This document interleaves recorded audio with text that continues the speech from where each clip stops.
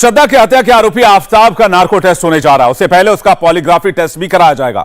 Court से इसकी मंजूरी मिल गई है। आखिर कैसे होगा आफताब का नार्को टेस्ट? आखिर नार्को टेस्ट के दौरान क्या क्या होगा?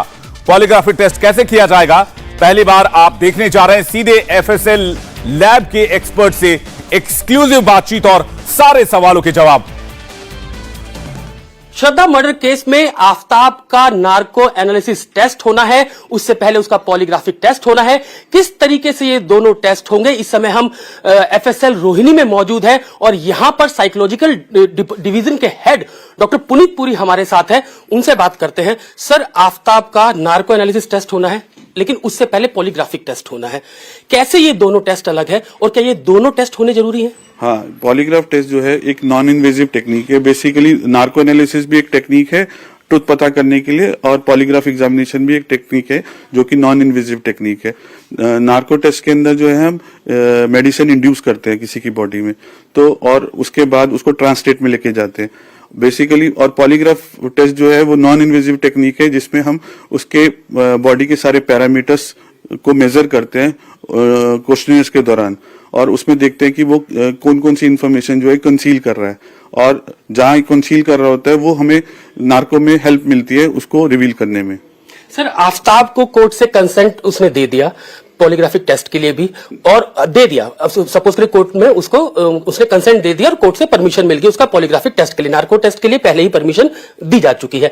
जब वो एफएसएल में पहुंचता है पॉलीग्राफिक टेस्ट के लिए, तो शुरुआत आप लोग कैसे करते हैं? किस तरीके से टेस्ट शुरू होता है? पॉलीग्राफिक टेस्ट की बात कर रहा हूं। पॉलीग्राफिक टेस्ट जो है उसका हम पहले आईओ के साथ हम एक हमारी बैठक होती है जिसमें हम पूरा केस का बारे में उससे जिक्र करते हैं। उसके बाद हम सब्जेक्ट का प्री टेस्ट इंटरव्यू करते हैं। प्री टेस्ट इंटरव्यू में उससे क्वेश्चन पूछे जाते हैं सारे, और उसके बाद उसका पॉलीग्राफ एग्जामिनेशन होता है नेक्स्ट डे। ये ड्रैगन फ्रूट की खेती करके हर एकड़ में हर साल 12 लाख तक कमा लेते हैं। आपको भी करना है तो फ्रीडम ऐप को अभी डाउनलोड कीजिए। इसमें उसको कोई बेहोश नहीं किया जाता, किसी तरीके की कोई एनेस्थीसिया नहीं दिया जाता? जैसे मैंने आपको पहले बताया, ये नॉन इन्वेजिव टेक्निक है जो कि फिजिकल पैरामीटर्स पे ही बेस्ड है। जो उसके बॉडी के सारे फिजिकल पैरामीटर्स हैं उसको मेजर किया जाता है ड्यूरिंग क्वेश्चनियर्स कि उसमें क्या क्या फ्लक्चुएशंस है, क्या क्या उसमें वो है। पॉलीग्राफिक टेस्ट के बाद आखिर क्या जरूरत नार्को टेस्ट की पड़ती है? पॉलीग्राफ में तो वो इंफॉर्मेशन जो कन्फाइन कर रहा है वो आपको बता नहीं रहा, तो उसको रिवील करने के लिए नार्को टेस्ट किया जाता है। जो भी इंफॉर्मेशन उसके माइंड में कंसील्ड है और उसको वो बता नहीं रहा है, वो सोच रहा है। जैसे हमने कोई क्वेश्चन किसी भी सब्जेक्ट से कोई क्वेश्चन पुट करते हैं और वो इंफॉर्मेशन छुपा रहा है, कंसील कर रहा है, हमें पता है कि ये झूठ बोल रहा है यहाँ पे, तो वो इंफॉर्मेशन को नार्को हेल्प करता है उससे पूछने में, क्योंकि ट्रांसलेट में होता है वो नार्को के टाइम पे। तो नार्को में फिर वो उसकी सोचने समझने की, मैनिपुलेशन करने की क्षमता नहीं होती है, तो उसमें फिर वो ट्रुथ रिवील करता है। जो भी उसके माइंड में इंफॉर्मेशन गैदर्ड है वो बाहर निकालता है। मतलब कि सर, पॉलीग्राफिक टेस्ट जब होता है तो उसके अंदर 80% आप लोगों को जवाब मिल जाते हैं, लेकिन जो 20% जवाब नहीं मिल पाते हैं उसके लिए नार्को टेस्ट जो है वो किया जाता है। हाँ, मतलब जहां भी परसेंटेज के बारे में तो मैं नहीं बोलता आपको। परसेंटेज जिस क्वेश्चंस पे हमें लगता है, डाउट है कि ये इंफॉर्मेशन कंसील कर रहा है, वो हम नार्को में उसको हेल्प मिलती है निकालने में। सर, नार्को टेस्ट में हमने देखा कि कई वीडियोस इस तरीके के, जब नार्को टेस्ट किया जाता है तो बाकायदा जो जिसका टेस्ट होता है तो गाल पे हल्के हल्के जो है वो डॉक्टर्स या आप लोगों की टीम जो है वो पुश करती है उसके गालों पर। ये किस लिए होता है? जिसे लोग समझते हैं कि जैसे उसके गाल पे तमाचे मारे जा रहे हो। नहीं, ये क्या होता है कि वो ट्रांसलेट में होता है, उसको ड्राउजीनेस होता है, तो उसमें पेशेंट कोशिश करता है सोने की, तो उसको सोने ना देने के लिए, उसको जगाने के लिए उसको थोड़ा थोड़ा हिलाया जाता है। प्रीति भी हमारे साथ हैं जो कि एफएसएल टीम का हिस्सा है रोहिणी में। प्रीति, जब नार्को टेस्ट के लिए यहाँ पर आरोपी आता है तो किस तरीके से पुलिस को इसमें हेल्प मिलती है? किन किन चीजों के जवाब जो पुलिस, क्योंकि 6 महीने हो गए इस केस को मर्डर हुए श्रद्धा का, तो किस तरीके से नार्को टेस्ट जो है वो मदद करता है? अब जैसे आप पॉलीग्राफ टेस्ट में आपको कोई किसी चीज का आपको जवाब मिल गया, उसने किया है या नहीं किया, इन डिटेल में तो नहीं बता रहा वो आपको सिर्फ हाँ या ना में जवाब दे रहा है। आप नार्को में वो इन डिटेल, पूरा डिटेल में आपको हर एक चीज बताएंगे जिसको हम नोट डाउन करते हैं। तो narco will give you a much detail information regarding the case. तो जब आईओ के साथ आप लोगों की बातचीत होती है, क्वेश्चनायर तैयार होता है पूरा, कितने सवाल तक पूछे जा सकते हैं जो आरोपी जो होता है उसके? डिपेंड करता है केस टू केस इस केस में जैसे बहुत सारे सवाल होंगे तो उसके हिसाब से सवाल पूछे जाएंगे। कितनी मदद मिलती है? क्या जो रिजल्ट रहा है नार्को टेस्ट का वो 100% रहा है? जो जवाब एक जांच अधिकारी को चाहिए होते हैं, पुलिस को चाहिए होते हैं, क्या वो जवाब सारे मिल जाते हैं पुलिस को? हमारा कोराबरेटिव एविडेंस के तौर पे यूज किया जाता है। पुलिस को एक इन्वेस्टिगेट किस एंगल में इन्वेस्टिगेट करना है, कहाँ उनको ध्यान देना है, उनको एक डायरेक्शन मिल जाता है। तो ऐसे नार्को में आपको डिटेल इन्फॉर्मेशन मिल जाती है, आपको डिटेल डायरेक्शंस मिल जाते हैं, तो आपको हेल्पफुल रहता है आईओ को। वो मेरा एक सवाल और है जो कि एक आम पब्लिक के लिए जो जानना चाहते हैं, जब पेशेंट जो आरोपी होता है वो जब लेटा होता है, उसको आप टेस्ट कर रहे होते हैं, नार्को टेस्ट कर रहे होते हैं, तो देखते हैं कि वो बेहोशी की हालत में होता है, उससे लगातार क्वेश्चन पूछे जा रहे होते हैं, वीडियो रिकॉर्डिंग की जा रही होती है, गाल पे उसके हाथ मारे जाते हैं। तो ये प्रोसेस किस लिए होता है, क्या इसका क्या कारण होता है? उसमें क्या होता है, हम जब इंसान को एनेस्थीसिया नहीं दिया जाता तो इसमें आपको एक बैरियर रहता है कि आपको एक ब्लॉक रहता है कि आप कहाँ इन्फॉर्मेशन हाइड करो। मैं नहीं देना चाहती जवाब, तो मेरे पास वो कंट्रोल रहता है।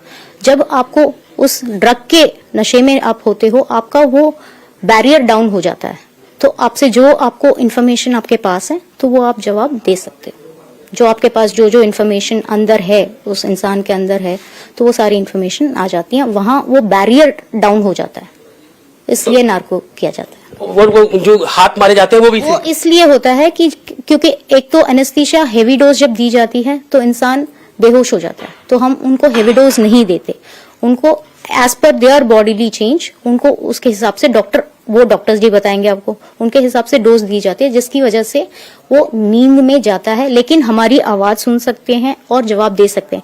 अगर उनको बार बार नहीं उठाया जाए तो वो सो जाते हैं, तो इसलिए उनको जगाने के लिए बस हिलाते हैं, मारना नहीं होता, वो बस हिला के जैसे थपथपी करके उठाना होता है, बस और कुछ नहीं है। डॉक्टर पुनीत, मेरा लास्ट सवाल आपसे ये है कि जब आफ्ताब को पॉलीग्राफिक टेस्ट एफएसएल में होता है और नार्को टेस्ट एफएसएल में होता है, ये दोनों टेस्ट कहाँ होते हैं? पॉलीग्राफिक टेस्ट तो एफएसएल के अंदर होता है, और इसके लिए क्योंकि ओटी की जो रिक्वायरमेंट नहीं है तो इसमें सिर्फ इंस्ट्रूमेंट है, तो हमारी लेबोरेटरी के अंदर ही होता है। लेकिन नार्को टेस्ट के अंदर क्योंकि अंडर मेडिकल सुपरविजन होता है, तो इसलिए ये ओटी ऑफ हॉस्पिटल में ही होता है, हॉस्पिटल की ओटी में होता है। तो ये हमारा एक्चुअली टाई अप है डॉक्टर भीमराव अंबेडकर हॉस्पिटल के साथ, क्योंकि गवर्नमेंट हॉस्पिटल है, तो नार्को टेस्ट वहीं ओटी में होता है।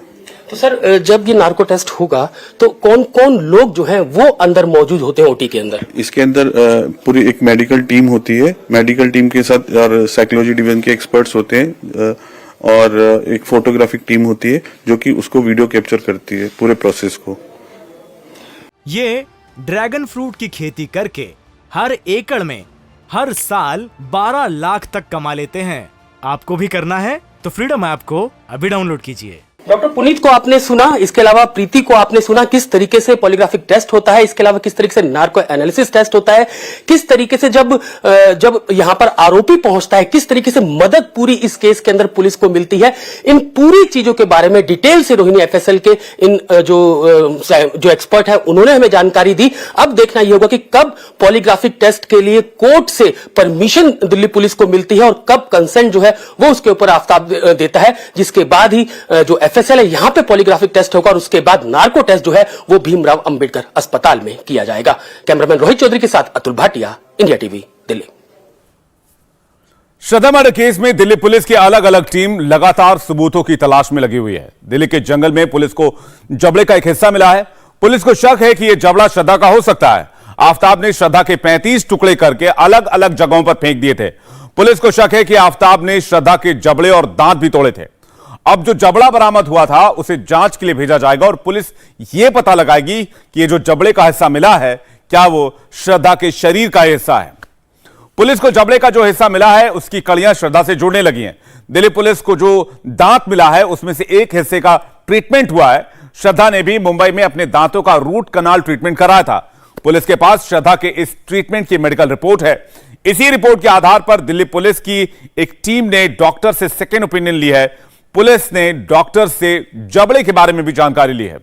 इंडिया टीवी हर वक्त हर जगह डाउनलोड करने के लिए सर्च करें India TV news Google play store या ऐप स्टोर पर।